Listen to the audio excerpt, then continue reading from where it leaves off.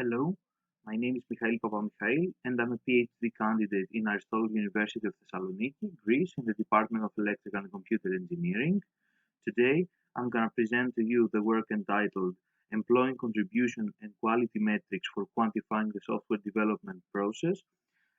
This work has been conducted by myself and my colleagues, Themistoklis Diamantopoulos, Karanikiotis, Kyriakos Chatzidimitriou, and Andreas Symeonidis.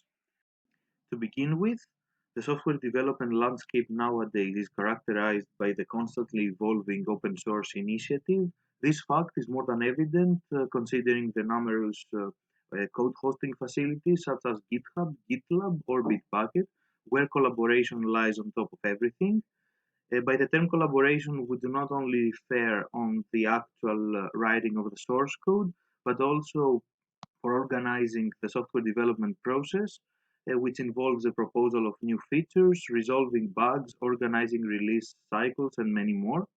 So, software projects nowadays can be considered as the summation of two different types of tasks, development oriented and operations oriented, which are both vital towards effective monitoring.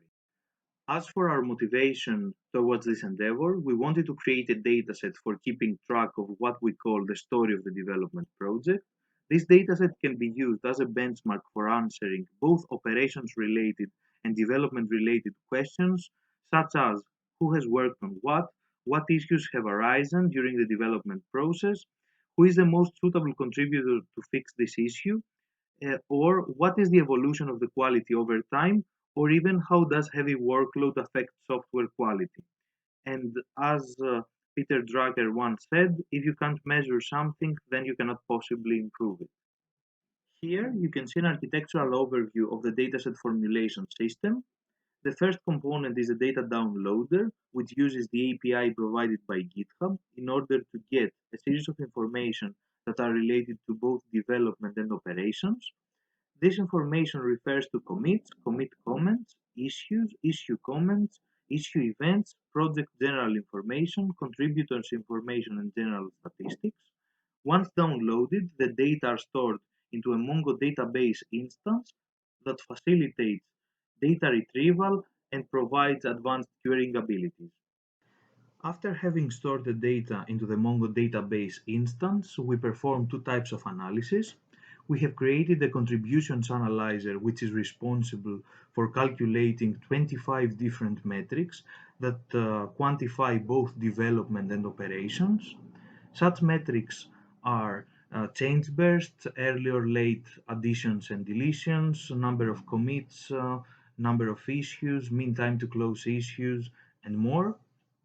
At this point, it's worth noting that all metrics are calculated on a weekly basis for the full life cycle of all analyzed projects. As for the quality analyzer, it is responsible for quantifying the compliance of the source code with widely accepted coding practices, as reflected in the number of identified violations.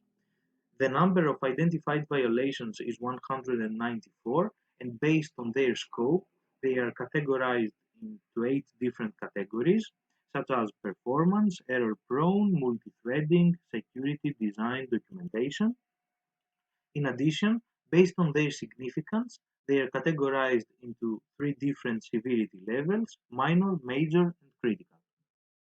Here there are some statistics regarding the formulated dataset, which contains the analysis of the 3,000 most start and most forked GitHub projects. The dataset contains information for almost 4 million commits, 800,000 issues, and more than 60,000 contributors. As for the quality analysis part, we have analyzed more than 5 billion lines of code, and the total database size is 125 gigabytes. As already noted, we have calculated certain general statistics that facilitate tailor-made dataset creation. On the left, you can see two sample queries for getting repositories with more than 20 contributors and 1,000 commits, or get the total number of weeks a certain violation occurred in a project. You can find our dataset on Zenodo. Thank you very much, and for any further information, please don't hesitate to contact me.